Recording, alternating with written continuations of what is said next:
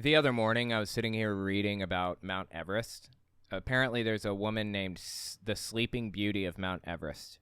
Crazy story, dude. Apparently, there's this couple, a man and a woman, who wanted to be the first woman to make it to the top of Mount Everest without supplemental oxygen. So that got me, she made it to the top of Everest and then died on her way down. She just froze in place, leaning on a rock, and the people that found her said she looked like a sleeping beauty. And that sent me into a spiral of just reading about Everest. I read for 12 hours straight, probably. I was listening to an audiobook. I read so much about all these different topics on Wikipedia and stuff. It's crazy. I had no idea that Mount Everest was like this. Do you know how long it takes to climb Everest? Let me just draw a picture for you if you're unfamiliar, dude. I wouldn't normally be talking about this. It's kind of outside my wheelhouse, but it's so fascinating to me.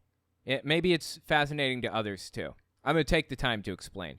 On Mount Everest, it's 29,032 feet tall, I believe. 29,000, basically. That's like 3.5... Wait, how many miles is that? It's 6 miles almost. Yeah, 5.5 miles. It's 5.5 miles vertical, straight up. It's an 80-mile hike, round trip. So you go up Everest, it takes you 40 miles to get to the top. And a lot of those miles are spent in rough terrain. Some cases, it's completely vertical, 90-degree cliff that you have to climb for 40 feet. 90-degree cliffs that you have to scale in weather that's sometimes as low as negative 100 degrees. And on each side of the cliff, this is called Hillary's Step. It's right when you're getting to the summit. It got destroyed by an earthquake, but there are other examples of, vertical slopes.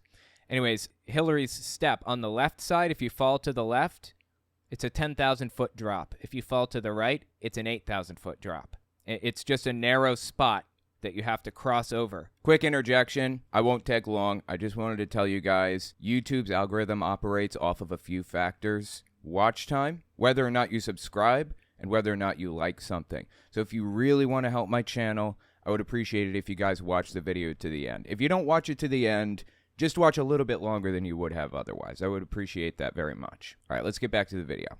Crazy, crazy stuff. And apparently, it's a hike. It's like a 2-day hike to get to what's called Everest Base Camp, EBC. It's at the base of the mountain, and it's already really high up. It's already like elevated, 5,000 feet or something like that, and you can't get there by car. I think that some people can take cars there if they have special permission, but cars are usually not suited for the trek, and I think they're banned anyways. I'm talking about the Nepal side. There's also a China side, a south face and a north face of it. So there are Sherpas that live in this town, EBC, Everest Base Camp. Sherpa is a race of people. I thought it was like a profession that people do. No, it's a race. It's a race of people that have adapted to being in high altitudes. Their bodies are better suited to being in this environment. They have higher lung capacity on average. They have higher red blood cell count on average so that their blood carries more oxygen for them and stuff. They handle lower oxygen environments much better. So these Sherpas, there are about 20,000 of them left on Earth. 20,000, and they all live in this little area pretty much. These Sherpas, you can hire them. It's $4,500 for the license to climb the mountain and $5,000 more to the Sherpa to pay him to guide you up. And you start your descent. You go up to Base Camp 1. That trek takes a week maybe. And then you have to stay there for about 8 days at Base Camp 1 while your body acclimates to the new pressure. If you just zip right up the mountain, you will get something called AMS, I think it's called, altitude something syndrome. And then there's HAPE. So in one case, you're going up and changing pressure so quickly that your blood becomes too thick for your heart to pump, and it just stops pumping, and you die right then and there. You have cerebral edema, which is basically brain bleeding from the pressure, and you die. This is where most of the deaths come from, outside of avalanches. Then there's HAPE, which is where the pressure is forcing the blood into areas in your body that it doesn't normally go. There are very, very small veins that run past your lungs that pick up oxygen as the blood flows past your lungs. They're very small, too small for the blood to leak through.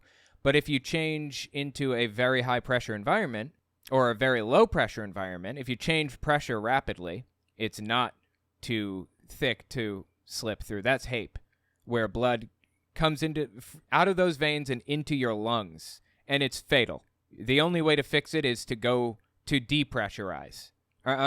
To gain pressure, because you're going up the mountain, you're losing pressure. And even then, it's not even guaranteed. So you go to base camp 1, you stay there for about a week while your body gets used to the new pressure. And it's all tents. There's no bathroom. It's just people that are with you. It's like a group of, say, 50 people that all paid to go up to the mountain together. And they bring their tents. The guides usually have a communications tent, and they'll have, a doctor. They'll have a medical tent. Then you have your tent. Base Camp 1 has nobody there except for who's coming with you on the trip. That's it. That's why like 50 people go together. It's been like this for decades. So you hit Base Camp 1, you stay there for a while, and then you go up to Base Camp 2. Now, at a certain point, you eventually reach 22,000 feet. I think it's 21,000 feet is Base Camp 3. That's immediately before you hit the death zone, is what it's called. Death zone is from 22,000 feet to the top, which is 29,032, I believe. Don't quote me on all these facts, but I'm pretty close. I'm in, the numbers that I'm quoting here. I think it's 29,032, and I think it's 22,000 that designates the death zone. You are not recommended to stay in the death zone. Nobody. You should not be in the death zone longer than 24 to 48 hours. If you stay in the death zone, even with supplemental oxygen, even with a tent, staying in the tent, you are likely to die because the pressure is not right for a human being.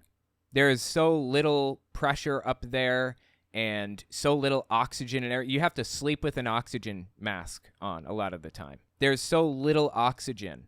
You'll basically feel like you're asphyxiating, like you're drowning because you're not getting enough oxygen because it's so thin up there.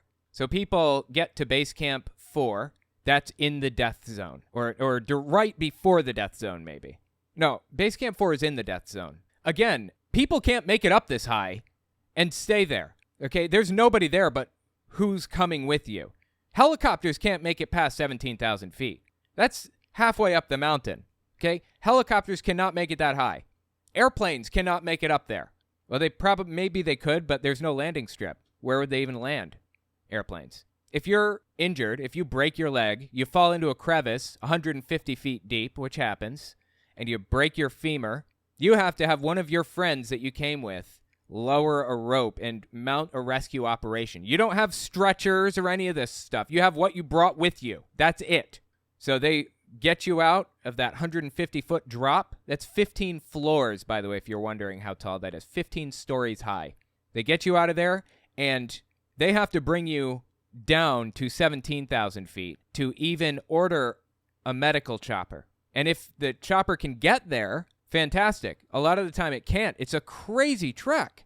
So you get up to 22,000 feet. This is Base Camp 4. Used to be Base Camp 6. You guys get up there. You stay right below the death zone, I believe. And you stay there for like a couple of days, and then you make the trek into the death zone. And that's when it's called summiting Mount Everest. You're going up. And you want to stay at this altitude as little time as possible. You climb at night. Because if you climb during the day, the sun is bearing down on you. It's melting snow. It's making you hot inside of your clothes, even though it's negative 40 degrees outside. If you take your clothes, like you're sweating inside. It's like turning it into an oven, basically. So you have to go at night. These people travel in the dead of night up this gigantic mountain that is a death sentence for a crazy number of people. The death toll used to be 1 in 4 back in the 70s. And then in the 90s, it was 1 in 7 would die. And now it's 1 in 10. 90% survive the trek now because of the advancements we've had and everything else. So you make it, you leave at 10 o'clock p.m., you leave the last base camp, and you head for the summit.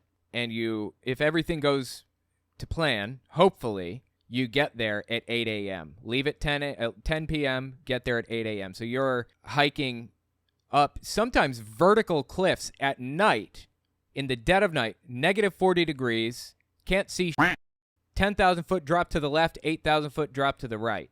Dead of night, you're climbing these 40-foot vertical slopes. It's crazy what these people do. For 10 hours, you're doing this straight, 10 hours straight. So about 8 a.m., you get there, and, to the top of the summit. You get to the summit, and you take a picture, stay there for about 20 minutes, maybe drink a tea, and you go back down. You can't stay there longer. You're already, actively dying, basically. Your clock is ticking if you don't go down soon. So anyways, you go down, you hit base camp 4. A lot of people die on the way up, or on the way back down, because they underestimated how much oxygen they needed, or they get cocky, or descending is just very dangerous. And this is what happened to Sleeping Beauty of Mount Everest. She was on her way down with her husband, and they were delirious from lack of oxygen. They didn't know what was going on. They were drunk. And they didn't even realize they were acting drunk. They didn't even realize. They thought they were acting normal. They're just wandering along. And, the husband comes across the team that was right behind them, the American team, I think, at the time, back in 97 or 96, maybe. And they said, "Where's your wife?" And he said, "She's right behind me." She wasn't.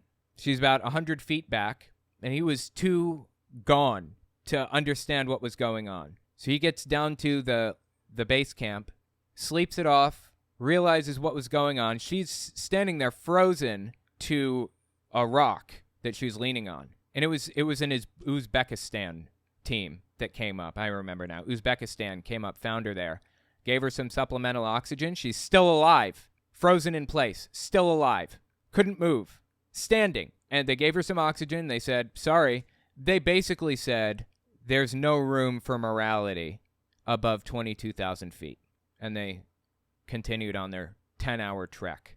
And she was aware and alive and awake for every second of it. And while they were walking away, she said, "Where are you going? Wait, please help me. I need help. Stop." They just kept on going. There's a South African team that came up behind the Uzbekistan team about a day later. They found her there. Still alive! Still alive. Death zone, okay? Death zone. You're not supposed to be there longer than 24 to 48 hours. And she's still standing there.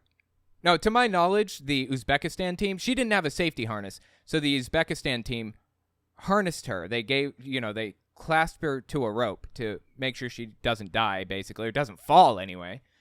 And she collapsed, fell over, and it basically broke her spine. And when the South African team came up and found her, she's still alive. She's asking for help. Broken spine, freezing to death, 48 hours or longer in the death zone, no oxygen. She's in bad shape. Her husband is on his way back up the mountain after getting medical supplies, and he just disregards all safety measures. Realizes what happened, comes back to his senses, and he says, "F it, I'm going up to get her." And he goes straight up, zips up without, acclimating to the pressure, and died on his way to save her. And there her body laid for 15 years. She stayed there until, the late 2000s, mid-2010, I think, maybe?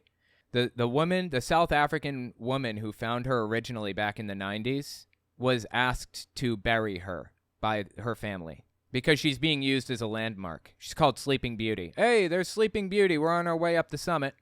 We're getting close. We see Sleeping Beauty. They use dead bodies as landmarks. Hey, there's Green Boots over there. Seriously. That's one of the landmarks, Green Boots. There are hundreds of dead bodies up there, and many are used as landmarks, controversially. But again, there's no morality above 22,000 feet. So the South African woman, I think 2007 or 2010, I don't remember what year it was, she goes back up, all the way up, 40-day trip up the mountain, a month and a half up the mountain to bury this woman. She gave her a proper burial on Mount Everest, which is to wrap her in a flag and move her off of the main path so people can't see her anymore. And she buried her with a letter from her son. There is no getting that body down. It is up there forever. Again, the air is too thin for a chopper to get up to. If you want to carry something down, you have to scale cliffs with this dead weight body. It is impossible to get somebody down if they are, to get a body down from the death zone in Mount Everest. It is an absolutely insane trek that people do. The ultimate test of endurance. And what's even scarier, some people do it alone, or they do it, just two people. They don't realize that they're suffering from acute altitude sickness or that they have HAPE or whatever, and they're acting drunk, and they don't know. They think they're acting normal. So that's the danger of going up with just you or just another person, one other person. You don't even realize anything's wrong. You need a group there to recognize medical signs, something is wrong, and to, administer medical help. Like telling you to go back down, basically, is what they do. That's all they can do. Sometimes if you go up with a group of 50 or 100 people, which is pretty regular, the medical tent will have a special bag there that they have to pump, and it keeps putting pressure into the bag. You have to stand there and hand pump it the whole time to pressurize. That's to stop HAPE. And again, it doesn't even really work all the time. It doesn't work very well. So, yeah, it's crazy. Crazy. It's like Russian roulette. That's how it was described. There's a spot you cross through where, the sun shines on these gigantic ice beams, basically, like huge pillars of ice, shines on them, and they're going to fall. Are they going to fall when you're crossing under them? Maybe. It's Russian roulette. The whole thing is like a big game of Russian roulette. You can do it for about $50,000. That's not the best way to go. To get all the proper gear and get the guides and everything that you need is probably about $150,000 to $250,000 to scale this mountain. And it takes basically 3 months of your life to go up and then go back down. And again, the death rate is pretty low now, 1 in 10. But, oh my God, is it scary. It is crazy. All of the corpses on Mount Everest were once highly motivated people. Absolutely.